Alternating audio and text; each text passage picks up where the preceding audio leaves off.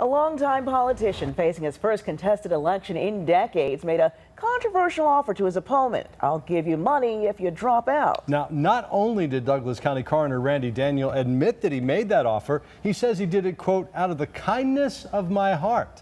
Fox 5 I-Team reporter Randy Travis joins us now with this new twist on money and politics. Randy? That's right, Russ and Deidre. Daniel last had a November opponent in 1992 when he was first elected coroner.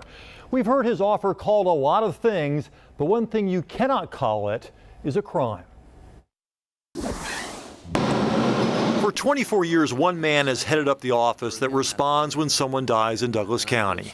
Renee Godwin thinks it's time to change that. I have a passion to want to help people, and I have empathy for them. The 20-year law enforcement veteran works for the Fulton County School Police. Earlier this year, she qualified to run as a Democrat against Republican incumbent coroner Randy Daniel in November. Other than the $1,000 qualifying fee, Godwin has spent no money. On June 5th, Godwin began receiving these texts from the coroner, offering to give her $1,000 to reimburse her for that qualifying fee if she withdrew from the race. I laughed when I saw it, and I said I wasn't going to entertain it. You were being offered some money to get out of the race. Yes, and so I didn't respond. And then the next one was $2,000. Double the money. Yes. 2 weeks after that first offer, Coroner Daniel texts, "I'm not trying to buy you, I'm just offering to reimburse you for your expenses, like approximately $1,000 qualifying and approximately $1,000 expenses." He wrote he had all the big funeral homes in the county supporting him. Daniel also warned the deal to refund the money off the table at 5 p.m. Sunday, so please let me know. Godwin let him know, no thanks. On an ethical standpoint, I just didn't think it was right, because you come to me offering me money, I kind of felt cheap. Wasn't trying to bribe her or nothing like that. It was just, I felt sorry for her. Daniel insists it was his opponent's idea to suggest dropping out of the race because she was suffering from some medical issues. He simply wanted to help someone he considered a friend. And I just offered to do it out of the kindness of my heart. So you're offering her $2,000 so you don't have to face anybody in November?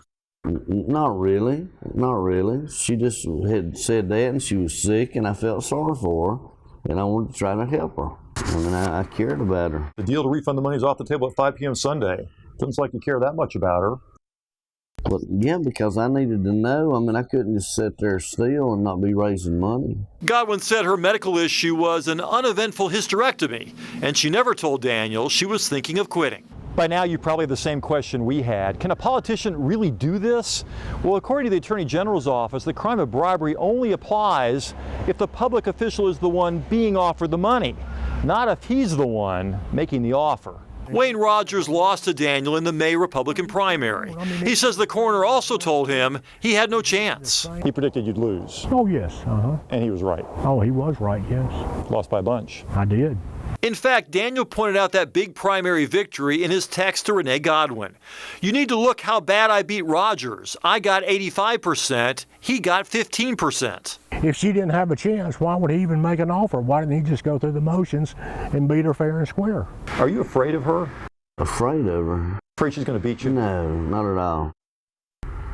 I mean, if she does, I'll go home and sit on the porch, but no. If he's right and you get blown away in November, by saying no to him, you missed out on $2,000. Okay.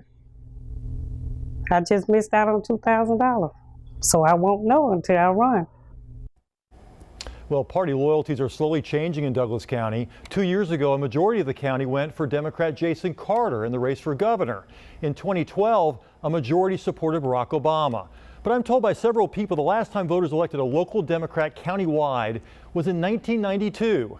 The year coroner Randy Daniel was first elected, and he ran as a Democrat then, and then switched over to the Republican Party the next time he ran. Interesting. Hearing this story, it's hard to believe that there's no law on the books to address this. I feel the same way. I'm surprised. Yeah. I checked into that. You know, the law about bribery involves a public official, and of course, she is not a public official, Right. at least not yet. Right.